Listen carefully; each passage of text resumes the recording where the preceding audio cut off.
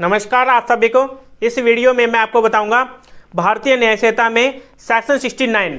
जो ये सेक्शन 69 है, यहाँ पर ये यही बता रहा है, अगर किसी भी वुमेन के साथ में छल कपट से या फिर उसको लालच दे करके या फिर इसको शादी का झूठा वादा करके वहाँ पर उसके साथ सेक्सुअल इंटरकोर्स किया जाता है, उसके साथ यौन संबंध बनाए जाते हैं, तो उस केस में वहाँ पर क्या वो अपराध माना जाएगा, और अगर माना जाएगा तो वहाँ पर कितनी सजा होगी। ये सेक्शन 69 यहाँ पर यही बता रहा है।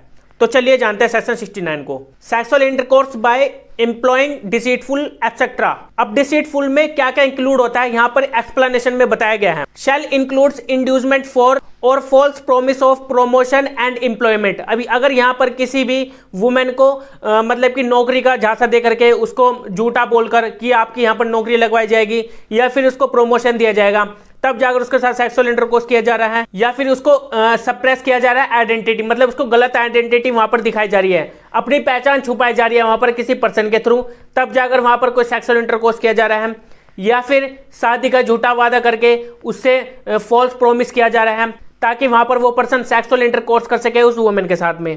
तो एक्सप्लेनेशन यहाँ पर यही बताने की कोशिश कर रही है। इसमें ये 3 वर्ड दिए गए हैं, अगर शादी का झूठा वादा किया या फिर किसी को प्रमोशन या फिर एम्प्लॉयमेंट के लिए वहाँ पर फॉल्स प्रॉमिस करके उसके साथ सेक्सुअल इंटरकोर्स किया जा रहा है, या फिर उसको मतलब कि गलत आइडेंटिटी बताई जा रही है, अपनी पहचान छुपाई जा रही है वहाँ पर किसी पर्सन के थ्रू। तो जो ये तीनों वर्ड हैं, ये डिसीटफुल का मतलब है यहाँ पर, इसमें ये वर्ड इंक्लूड होंगे।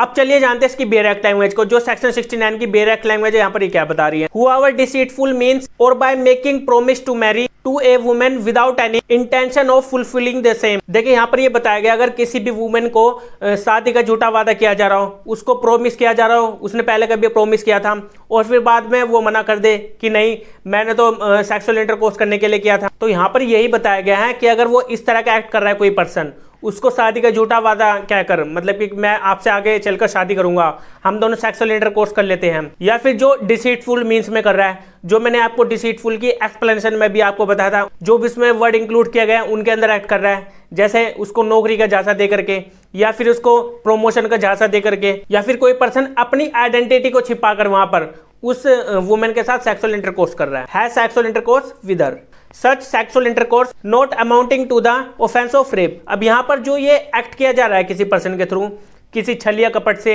या फिर उसको शादी का झूठा वादा करके, तो ये कोई रेप नहीं है, इसको यहाँ पर रेप अमाउंट नहीं किया गया, इसको रेप का ऑफेंस नहीं माना गया इस सेक्शन में, क्योंकि यहाँ पर उसके साथ छल किया जा रहा है। अब किसी वुमेन ने जब कंसेंट दी हो, मैंने आपको रेप के सेक्शन में बताया था, जब मैंने आपको सेक्शन 63 में बताया था कि वहां पर अगर कोई वुमेन अपनी कंसेंट दे रही है तो वहां पर तो रेप माना नहीं जाएगा। अब यहाँ पर कंसेंट दे रही है ना वुमेन, चाहे उसे छलिया कपट से ली गई हो, लेकिन अगर कंसेंट कहीं पर आ जाती है तो उस केस में वहां पर वो रेप नहीं माना जाता, लेकिन वो 18 साल से कम की एज की वुमेन नहीं होनी चाहिए। अगर 18 से कम की एज होगी तो कंसेंट वहां पर वैलिड नहीं होती, जैसा आपने इंडियन कॉन्ट्रैक्ट एक्ट में पढ़ा है।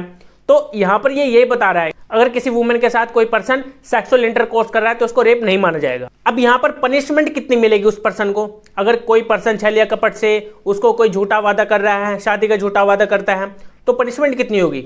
शैल be punished with imprisonment of either description for a term which may extend to 10 years and shall also be liable to fine.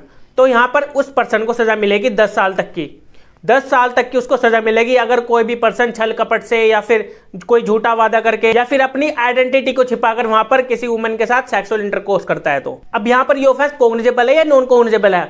ये कॉग्निजेबल ऑफेंस है, मतलब कि संज्ञेय अपराध है, काफी हीनियस कैटेगरी में आता है ये सेक्शन 69। अब दूसरी बात आती है इसमें कि ये बेलेबल है या नॉन बेलेबल है।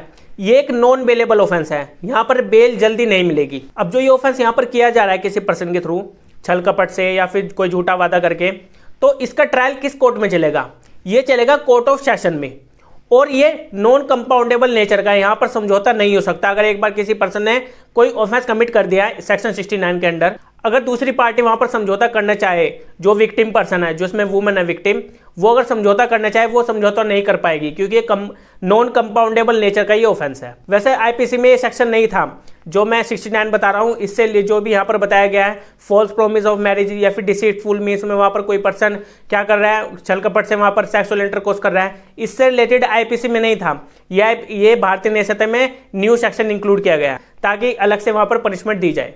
इस वीडियो में यह तक था, अब हम मिलेंगे अपनी नेक्स्ट वीडियो में जिसमें हम जानेंगे सेक्शन 70 को। Okay bye.